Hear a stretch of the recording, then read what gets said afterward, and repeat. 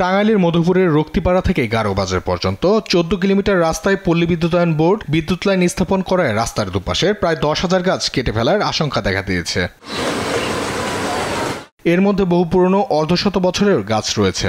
এতে পরিবেশের ভারসাম্য নষ্ট ও জলবায়ু পরিবর্তনের প্রভাব বাড়ার শঙ্কা করছে স্থানীয়রা। তারা টেকসই উন্নয়নের জন্য পরিকল্পিতভাবে প্রকল্প গ্রহণ ও গাছ রক্ষার দাবি জানিয়েছে। যে অক্সিজেন আমাদের জীবনকে বাঁচিয়ে রাখছে, আমার এই পুরো দেহটাকে সঞ্চালন করছে, সেই সঞ্চালন শক্তি দুর্বল হয়ে পড়ছে, যার কারণে আমরা নানা রোগাক্রান্ত হচ্ছি, অসুস্থ হয়ে পড়ছি, পুরো পরিবেশ বিনষ্ট হয়ে যাচ্ছে। আমাদের প্রত্যাশা এবং দাবি আসলে যে আমাদের গাছ থাকুক, কারণ গাছ আমাদের পরিবেশের অংশ।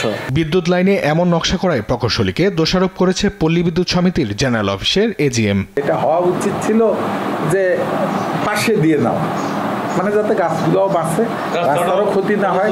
কোনো সময় যদি রাস্তা 10 ফিট বাড়ে তাও যেন বিদ্যুৎ লাইনটা সেফে থাকে। এটা যারা পরিকল্পনা করছে, যারা এটা এক্সিকিউট করতেছে, তাদের সঙ্গে কথা বলি।